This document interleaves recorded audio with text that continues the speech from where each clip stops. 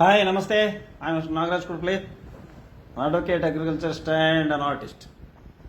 ಏನೋ ನಿನ್ನೆ ಮೊನ್ನೆ ಮತ್ತು ಗಲಾಟೆ ನಡೆದಿದೆ. ಏನು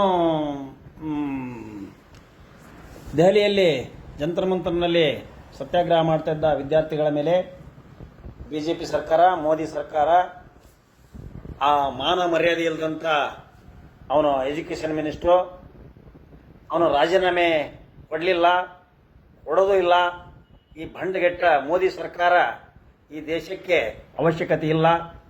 ವಿದ್ಯಾರ್ಥಿಗಳು ನಾಳಿನ ನಾಯಕರಾಗುವಂಥ ವಿದ್ಯಾರ್ಥಿಗಳ ಮೇಲೆ ಇವರು ಹಲ್ಲೆಯನ್ನು ಮಾಡಿ ರಕ್ತ ಚರಿತ್ರೆಯನ್ನು ಬರೆದಿದ್ದಾರೆ. ಸುಮಾರು 12 ವಿದ್ಯಾರ್ಥಿಗಳು ಸತ್ತಿದ್ದಾರೆ ಅಂತೇಳಿ ಸುದ್ದಿ ಬಂದಿದೆ. ಆದ್ದರಿಂದ ಮೋದಿ ಈ ಮೂಲಕ ರಾಜೀನಾಮೆ ಕೊಟ್ಟು ಈ ಅನ್ಎಜುಕೇಟೆಡ್ PM ನಮಗೆ ಬೇಕಾಗಿಲ್ಲ, ಅವಶ್ಯ ಇಲ್ಲ. ಕಾನ್ಸ್ಟಿಟ್ಯೂಷನ್ ಸಂವಿಧಾನವನ್ನು ಸತ್ಯ, ಶಾಂತಿ, ಅಹಿಂಸಾ ಮಾರ್ಗವನ್ನು ಪಾಲನೆ ಮಾಡದಂಥ ಈ ಮೋದಿಗೆ ನಾನು ವೈಯಕ್ತಿಕವಾಗಿ ವಿರೋಧ ಮಾಡ್ತೀನಿ. ಯಾಕೆಂದರೆ ಸಂವಿಧಾನವನ್ನು ಗೌರವಿಸುವುದಿಲ್ಲ. ಅದರಲ್ಲಿ RSS ಹುಡುಗರು ಬಂದು ಪೊಲೀಸರ ಜೊತೆ ಬಂದು ಹುಡುಗರ ಮೇಲೆ ಹಲ್ಲೆ ಮಾಡಿದ್ದಾರೆ ಅಂತ ಕೆಲವೊಂದು ಎವಿಡೆನ್ಸ್ ಸಿಕ್ಕಿದಾವೆ. RSS ಚಡ್ಡಿ ಹಾಕ್ಕೊಂಡು ಯಾವನೋ ಒಬ್ಬನು ಬಂದು ಆ ಹುಡುಗರನ್ನ, ವಿದ್ಯಾರ್ಥಿಗಳನ್ನ ನಾಳಿನ ನಾಯಕರಾಗತಕ್ಕಂಥ ಈ ದೇಶದ ಚರಿತ್ರೆಯನ್ನು, ಭವಿಷ್ಯವನ್ನು ಬರೆಯುವಂಥ ಯುವಕರು, ವಿದ್ಯಾರ್ಥಿಗಳು, ವಿದ್ಯಾರ್ಥಿನಿಯರು ಅವರ ಮೇಲೆ ಇವರು ಹಲ್ಲೆ ಮಾಡಿದ್ದಾರೆ. ಅಂದರೆ ಇವರು ವಿದ್ಯಾರ್ಥಿಗಳಿಗೆ ಶಿಕ್ಷಣಕ್ಕೆ ಹಿನ್ನಡೆ ಮಾಡ್ತಾ ಇದ್ದಾರೆ. ಅಂದರೆ ನಮ್ಮ ದೇಶದ ವಿದ್ಯಾರ್ಥಿಗಳು ಎಜುಕೇಷನ್ ಆಗಿ ಮುಂದುವರಿಬಾರದು.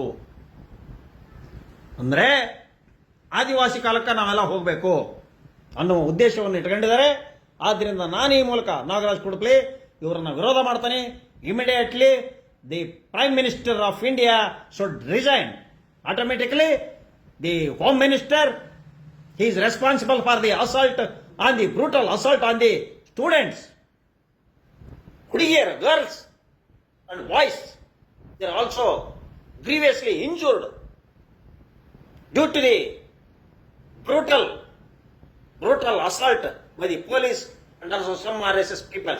So that I am strongly objected, so that the honorable courts also so much and register the case against the peoples who are illegally assaulted the girls and students, etc. So that ಈ ಕೂಡಲೇ education ಮಂತ್ರಿ ರಾಜೀನಾಮೆಯನ್ನು ಕೊಡಬೇಕು, ಗೃಹ ಮಂತ್ರಿ ಅಮಿತ್ ಶಾ ರಾಜೀನಾಮೆ ಕೊಡಬೇಕು, ಈ ದೇಶದ ಪ್ರಧಾನಮಂತ್ರಿ ಮೋದಿ ರಾಜೀನಾಮೆಯನ್ನು ಕೊಡಬೇಕು. ದೇಶವನ್ನು ಮುನ್ನಡೆಸಲು ನಿಮಗೆ ಆಗೋದಿಲ್ಲ. ಫಾರಿನ್ಗಳಿಗೆಲ್ಲ ಫಂಡ್ ಕೊಡೋದು, ಶಿಕ್ಷಕರ ಶ್ರೀಮಂತರ ಸಾಲ ಮನ್ನಾ ಮಾಡೋದು, ಇವೆಲ್ಲ ಬೇಕಾ ನಮಗೆ? ಸೊ ದ್ಯಾಟ್ ಅವರಿಗೆ ಈ ಮೂಲಕ ನಾನು ವಿನಂತಿ ಮಾಡ್ತೀನಿ. ಈ ಹುಡುಗರು ಏನು ಅಜಿಟೇಷನ್ ಮಾಡ್ತಾ ಇದ್ದಾರೆ, ಸತ್ಯಾಗ್ರಹ ಮಾಡ್ತಾ ಇದ್ದಾರೆ, ಆ ವಿದ್ಯಾರ್ಥಿಗಳಿಗೆ ಜಯ ಸಿಗಲಿ.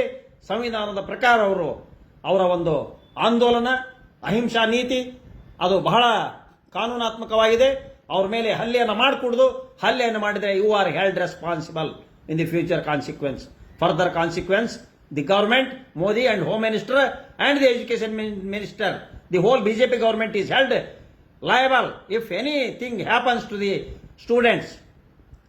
ವಿದ್ಯಾರ್ಥಿಗಳ ಮೇಲೆ ಏನಾದರೂ ಹಲ್ಲೆ ಅದು ವಿಕಾರ ರೂಪ ಹೋಗದಂದ್ರೆ you are held responsible. The BJP government, central government is only held responsible for the assassination or the insult or the assault on the students. That's all. Jai Hind, Jai Karnataka.